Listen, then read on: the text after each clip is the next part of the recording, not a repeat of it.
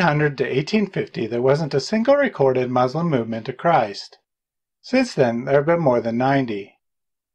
This profound turnaround all started with an ex-Muslim named Sadra, who personally led 10 to 20,000 Muslims to Christ. This is his story.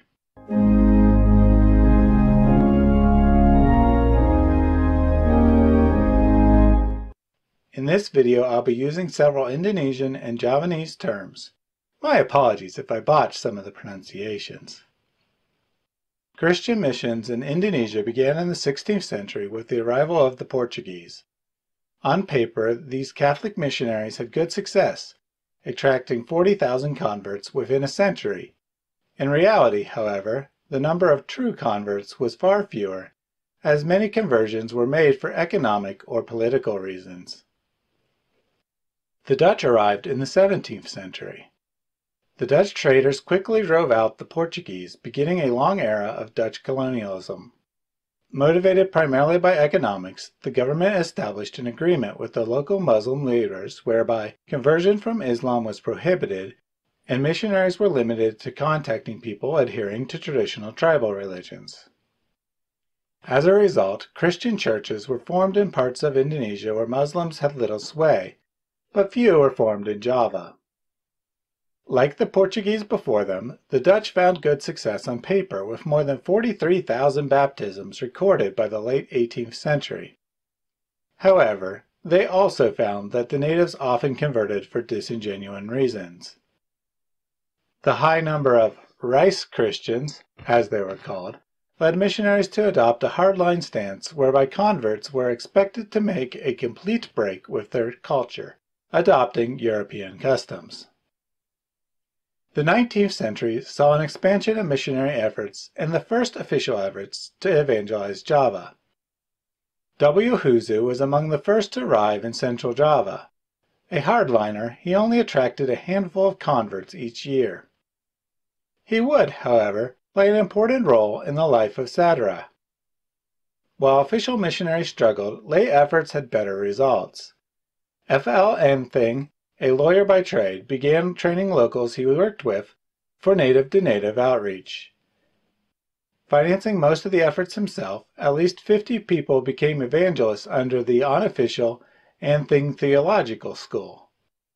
Most notable among the Javanese evangelists was Tunku Wulong. As a young adult, he was a guru Ngelmo, a type of religious leader, before coming in contact with Huzu, Anthing, and others. After becoming a Christian, he became a prolific evangelist, attracting more than 1,000 converts by the time of his death. It was in this environment of colonial rule and general hostility to the Christian religion that Sadra was born. Radin, as he was known at birth, was most likely born to a poor, rural family in 1835. He was adopted by a wealthier family for the purpose of education, a common custom in 18th century Java. Radin attended Quran school from age 6 to 10. He did well and was given the opportunity to study under a Ngelmu, literally meaning knowledge, teacher by the name of Pak Kuraimin. After several years of studying under Kuraimin, Radin attended Pesantren, a sort of secondary school where pupils were taught to exegete the Quran while living and working the land as a community. He adopted the name Abbas, becoming Radin Abbas to show his connection with the Muslim community, and returned to St. Mauren upon completion. Upon his return home, Radin discovered that his former teacher Pak Kuraman had become a Christian after being defeated in public debate by Tunku Wulong. Through Pak Kurmain, Radin was introduced to Tunku Wulong and became interested in Christianity. Crucially, he learned that to become Christian did not mean to forsake one's Javanese identity. Radin then came in contact with Huzu. He moved out of the Kauman, the exclusively Muslim section of town, and regularly walked 5 miles to attend Huzu's church. He was clearly very interested in Christianity by this time, but had not yet made a commitment to Christ. In 1866, Radin went to Batavia to meet Anthing. It was at this time that he made the decision to officially convert and be baptized. receiving the sacrament on April 14, 1867. In keeping with custom, he adopted a biblical name at baptism. He chose Sadra after Shadrach from the book of Daniel. While it is not known exactly why he chose the name, it was a fitting choice. Just like his namesake, Sadra would spend the rest of his life standing for God's truth in the face of a hostile culture while holding on to his ethnic identity. I want to pause from the story for a minute to point something out. Sadra would go on to lead more than 10,000 Muslims to Christ, but that may have never happened if it was not for the work of others. Tunku Wulong helped lead more than 1,000 Muslims to Christ, but certainly none more significant for the kingdom than Sadra. Anthing was instrumental in training Javanese evangelists, but brought few to Christ personally. Huzu, due to his hard-line stance, helped convert no more than a couple hundred to Christ, despite decades of work. Another fellow we haven't met yet, Pierre Turgeons, led just 20 people to baptism in 6 years of full-time ministry, before switching his focus towards translating the Bible into Javanese. This translation would prove instrumental in Sadrach's later conversion efforts. Most of us will never do anything close to what Sadrach did, but the point here is that we can all do something, and little things can have massive on-scene effects down the line. Back to our story. After his baptism, Sadrach joined the recently formed GIUZ, an organization formed by lay Christians who were frustrated by the official state church, the Indisch Kerk's minimal desire to evangelize. Partnered with a Euro-Indonesian by the name of E.W. King, Sadrach's efforts helped bring substantial increases in the local Christian communities. Sadrach, however, left for his home region within a few years. There he joined up with Pak Kermain and Tunku Wulong and was introduced to several other Javanese evangelists who had started Christian communities. Less than a year later, he departed from his mentors to start his own ministry. Although several possible reasons for the break have been suggested, it seems clear on all accounts that a deep sense of missionary call was at the heart of the matter. Sadrach spent the next year in Pura Asia, where he met Christina Stevens Phillips. Stephen Phillips was a Euro-Indonesian woman who had started a house church teaching the gospel to her servants. Her church quickly expanded, and by the time she met Sadrach, was serving a couple dozen Javanese people. Sadrach joined the church as an evangelist and soon began what would become his main technique for winning converts: public debate. In Javanese culture, religious gurus often challenged one another to public debate. The loser was honor-bound to convert to the other's position, and naturally their pupils usually followed their defeated teacher. Sadrach used his extensive knowledge of both Islamic and Christian theology to win these debates. It seems that even simple peasants can see the obvious superiority of Christianity to Islam when the facts are laid out. After a year, Sadrach moved to Karanjaza, where he established his first independent church in 1870. The first convert to his new church was KYAI Ibrahim, whom Sadrach had defeated in public debate. Ibrahim would become one of Sadrach's main helpers for much of his career.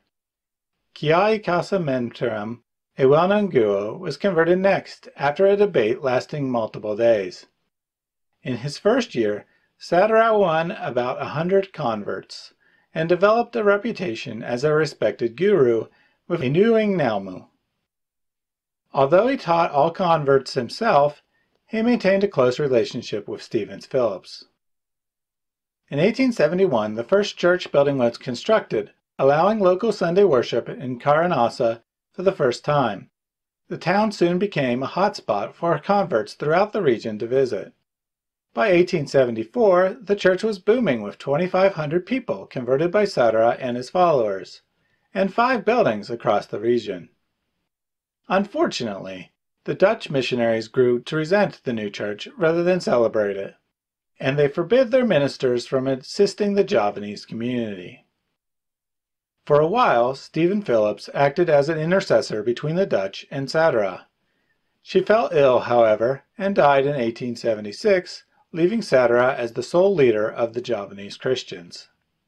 At this time, Sadara added Surapranata to his name, literally meaning one who has the courage to administer. The community continued to expand as the gospel was brought to town after town. By 1877, the church numbered around 5,000 people, across nearly 200 villages. This rapid expansion attracted the attention of the colonial government, who saw Sadara as a political threat. Although the government was legally obligated to remain neutral in religious matters, a plot was hatched to move leadership from Sadara to a Dutch missionary, P. Beeger. When he refused to comply, Sadara's enemies sought to have him removed under charges of disloyalty to the government. In 1882, the plotters got their chance when Sadara refused vaccination on religious grounds. Ironically, Beeger also opposed vaccinations on religious grounds, but that didn't stop the plot. In March, Sadara was imprisoned and the leadership of the Javanese church handed over to Beeger. After 3 weeks in prison and 3 months in house arrest, Sadara was cleared by the governor due to lack of evidence. Beeger returned home to the Netherlands shortly thereafter, effectively ending the conflict. While he was in prison, a Dutch missionary named Jacob Wilhelm visited Sadara to get his side of the story. He became convinced of Sadara's innocence and the two became friends. In 1883, Sadara asked Wilhelm to become the minister of the Javanese church, and he accepted, giving the church access to an ordained minister for the first time since Stephen Phillips' death 7 years prior, thus turning the vaccination affair into a blessing for Sadara and his church. Shortly after Wilhelm's appointment, the church was officially named Gulanen van Christijn kan Mardika, the Group of Free Christians. Wilhelm proved a productive partner. He helped maintain the church's freedom by reminding the colonial government of the right to freedom of religion, translated various materials into Javanese, and freed up Sadara for evangelism. The results were astonishing. The Group of Free Christians expanded from 3,000 members across 23 communities in 1883 to 5,600 members across 55 communities in 1888 to 6,800 members across 70 communities in 1890. Most converts were ex-Muslims, likely making Sadara's movement the largest from the foundation of Islam up until his day. The continued growth of the Javanese church again arose the suspicion of the Dutch missionaries, and an official investigation was conducted in 1891. Although Sadara was interviewed just once in the months-long investigation, the report concluded that he was a swindler using Christianity for material gain. The Missionary Society again tried to have Sadara removed, but about 98% of the church sided with him. Setback did happen in 1892, however, when Wilhelm fell ill and died. Sadara, now in his 60s, continued to grow the church by winning over Guru Ingelmus, who in turn taught their pupils. He was concerned, however, that the church lacked an ordained minister to administer the sacraments. L. Andrians was appointed by the Missionary Society to replace Wilhelm and proved to share similar sympathies for the Javanese as Wilhelm did. However, he was also afraid of synchronization and never became a full partner with Sadara. Partially as a result of the hesitancy of Adrians to cooperate, the Javanese church formed a relationship with the Apostolische Kerk, a church founded by Presbyterian minister Edward Irving. The Apostolische Kerk began as a revival movement seeking to worship like the first-century church had. As such, it appointed apostles.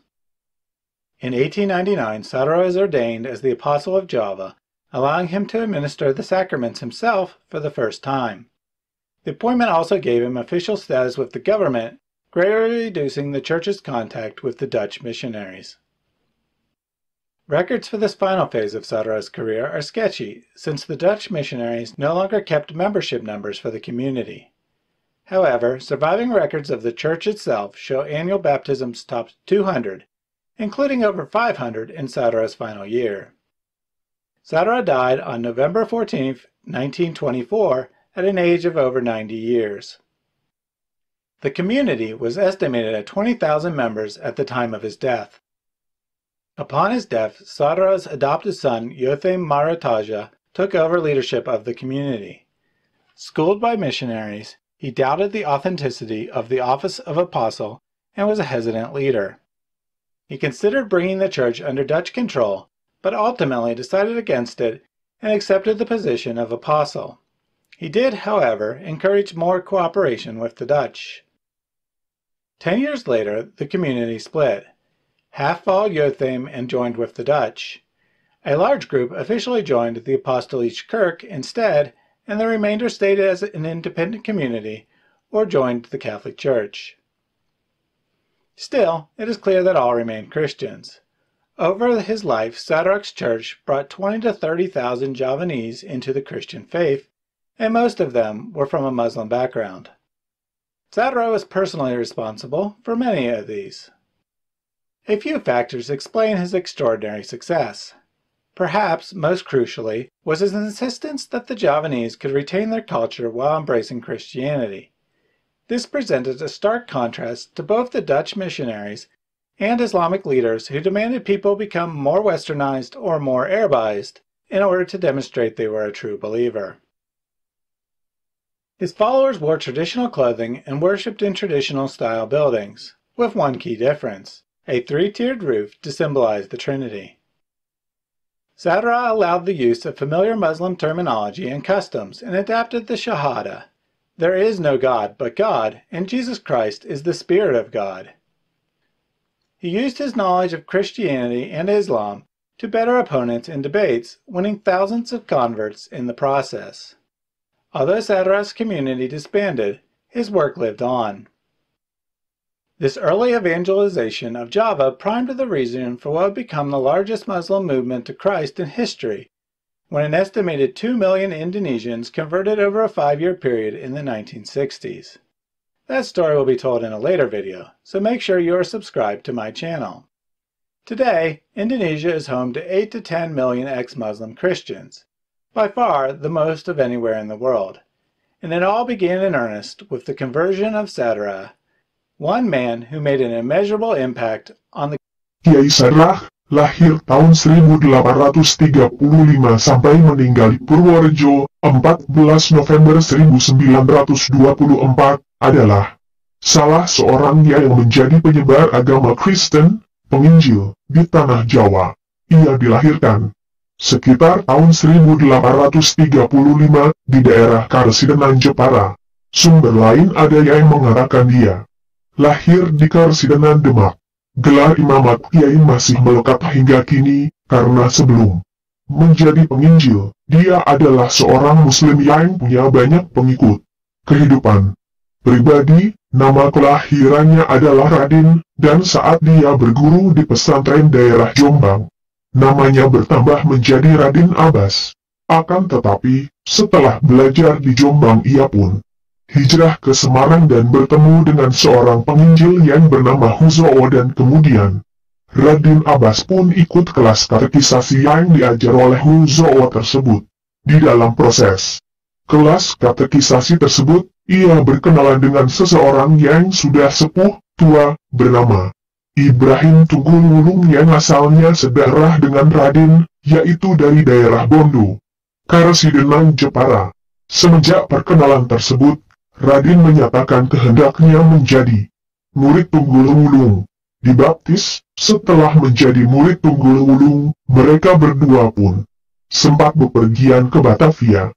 Di Batavia inilah Radin dibaptis pada tanggal 14 April 1867 dan menjadi anggota gereja Zion Batavia yang beraliran Hervormd. Saat dibaptis dia berusia 26 tahun dan memiliki nama baptisan Sadrach. Semenjak saat itu dia tidak lagi dipanggil Radin Abbas, akan tetapi Sadrach Radin yang lambat laun hanya dipanggil Sadrach saja. Sejak saat dibaptis itulah dia bertugas untuk menyebarkan brosur dan buku-buku tentang agama Kristen, dari rumah ke rumah di seputar Batavia. Setelah dibaptis dan menyebarkan brosur-brosur kekristenan, Sadrach pun kembali ke Semarang. Di sana Tunggul Wulung telah mendirikan beberapa desa Kristen, yaitu Banyuwoto, Tenggalomo, dan yang paling terkenal adalah desa Bondo di utara Jepara. Setelah sempat menjadi pemimpin jemaah Bondo, karena Tunggul Wulung berkeliling untuk menarik orang-orang untuk tinggal di Bondo. Setelah Tunggul Wulung kembali ke Bondo, Sadrah pun keluar dari Bondo dan keliling menuju Kediri. Saat berusia 35 tahun dan pergi ke Purworejo. Di Purworejo lah Sadrah diangkat anak oleh pendeta Stephen Phillips. Sadrah tinggal di Purworejo pada tahun 1869 selama setahun dan pindah ke Karangjasa sekitar 25 km sebelah selatan Purworejo. Keputusan Sadrah untuk meninggalkan Stephen Phillips merupakan keputusan khas dari orang Jawa pada saat itu, yaitu motif kepercayaan diri dan semangat untuk mandiri dan merdeka. Untuk itu pun, Sadrah lebih bebas berkarya tanpa di bawah pengawasan Phillips lagi. Ibrahim yang tinggal di Surwoh, desa tetangga, adalah orang pertama yang dikristenkan oleh Sadrah dengan metode debat umum. Orang kedua yang dikristenkan adalah Kasan Mataram yang terkenal pada zaman itu. Metode yang dipergunakan oleh Sadrah adalah debat yang berlangsung hingga beberapa hari lamanya. Semenjak itu, orang yang berdebat dan akhirnya tidak lagi ikut katekisasi dengan Stephen Phillips, tetapi menerima ajaran katekisasi dari Sadrah. Namun hubungan Sadrah dengan Stephen Phillips tetap berlanjut. Sadrah menganggap Phillips sebagai pelindungnya secara formal yang menjembatani dengan para penguasa Belanda. Semua murid Sadrah dibaptis oleh pendeta dari pekabar Injil Belanda. Ditangkap penjajah Belanda, Sadrah menjadi guru yang sangat berpengaruh, karena kemampuannya tidak hanya berdebat umum, akan tetapi juga di dalam menguasai roh-roh kekuatan gelap. Akan tetapi Sadrah sempat ditangkap dan dipenjara oleh pemerintah Belanda karena dianggap sebagai ancaman politik yang potensial karena memiliki pengaruh yang kuat di kalangan pribumi. Namun Sadrah dibebaskan setelah dipenjara selama hampir 3 bulan, oleh karena pemerintah Belanda tidak dapat menemukan bukti yang cukup kuat. Setelah keluar penjara, ia kembali dapat bekerja tanpa rintangan. Di dalam metode berikutnya, Sadrah lebih memilih menggunakan simbol. Sadrah tertarik menggunakan simbol yang merupakan aspek yang penting di dalam kebudayaan Jawa. Simbol yang dipilihnya adalah sapu, yang dibagikannya kepada 80 kelompok jemaat setempat. Ia memberikan sapu dengan pesan bahwa jemaat harus bersatu dan kuat, terikat satu sama lain. Bagaikan sapu yang diibaratkan sebagai Tuhan Yesus.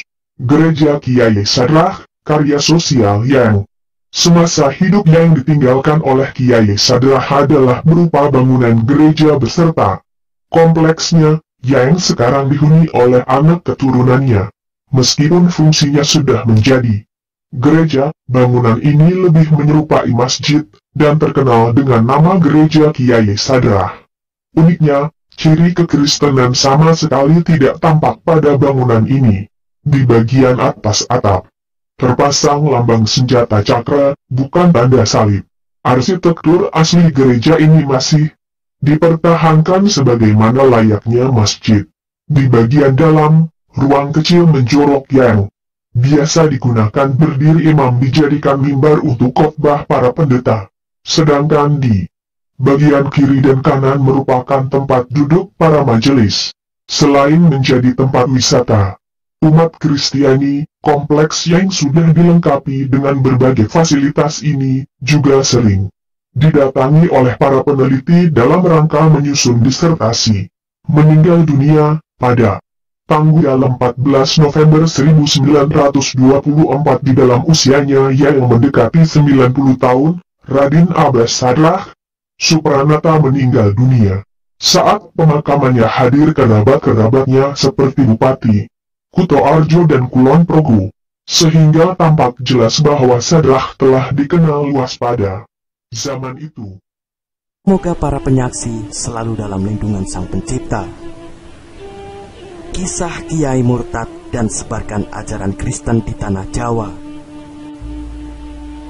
Jejak kristenisasi yang disebarkan oleh Radin atau dikenal dengan Kiai Sadraj meninggal dunia pada 14 November 1924 begitu jelas di tanah Jawa, terutama di Purworejo. Wilayah itu kini menjadi pusat kelompok Sadraj menyebarkan ajaran Kristen hingga ke daerah pedalaman di Jawa Tengah. Ia melakukan tugasnya sebagai penyebar misi Kristen berkeliling Jawa dari Batavia, Jawa bagian tengah, kemudian ke Jawa bagian timur, dilansir dari penelitian Silas Sariman bertajuk Strategi Misi Sadraj. Suatu kajian yang bersifat sosiohistoris yang terhimpun dalam jurnal Abdi, Vol 3, nomor 1 April 2019. I. Sumanto dalam buku Kiai Sadraj, Seorang Pencari Kebenaran 1974 dan tirto.id. Ceritanya bermula sejak dilahirkan dari keluarga petani sederhana di Jepara pada 1835. Dia sejak kecil sudah berkelana mencari pengalaman hidup sekaligus mengurangi beban keluarganya yang miskin. Kemudian diadopsi oleh keluarga Islam Jawa berada, lalu disekolahkan ke sebuah lembaga pendidikan umum yang juga mengajarkan pendalaman agama Islam dan mempelajari ilmu kebudayaan Jawa. Lalu pernah mondok di sebuah pesantren di Jombang, Jawa Timur, dan beberapa pondok pesantren lainnya di Ponorogo hingga dewasa sampai memiliki pengikut. Ia lalu berkelana dan bertemu dengan Pak Kurmen yang dulu pernah membimbing Radin remaja. Dari Pak Kurmen ini, Radin diperkenalkan dengan Kiai Ibrahim Tunggul Wulung yang murtad pada 14 April 1867. Sejak itu dia berganti nama menjadi Sadraj. Lantaran ia pernah mondok dan punya pengikut, langkah Radin yang melakukan tugasnya sebagai penyebar misi Kristen berkeliling Jawa berjalan mulus.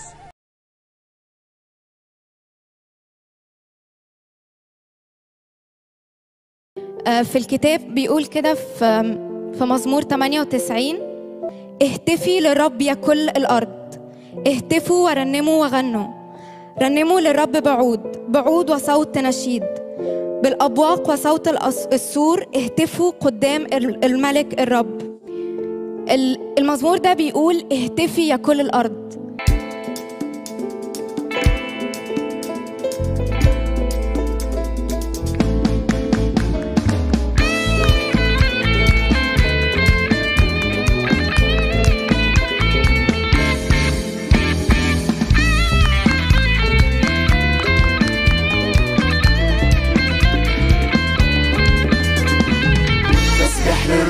يعلى وتعلى معاه الفرحة، قلبي هيغني للقدير، بإيمان يشوف الخير في ظروفي حتى الصعبة.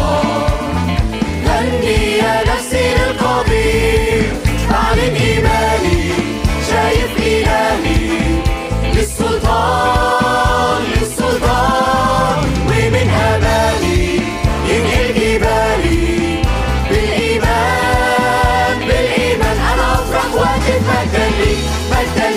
مجدا ليك أنا أفرح وأهتف، مجدا ليك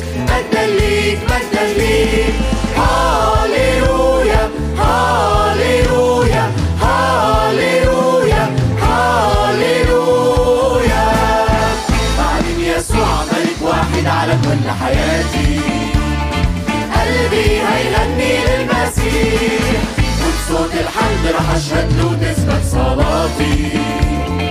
غني يا نفسي للمسيح، عمري وحياتي كل أهدافي للمسيح واليوم بجيئه بستنى أشوفه في الأمجاد أنا فرحان بهتف مجدا ليك أنا فرحان بهتف مجدا ليك هاليلويا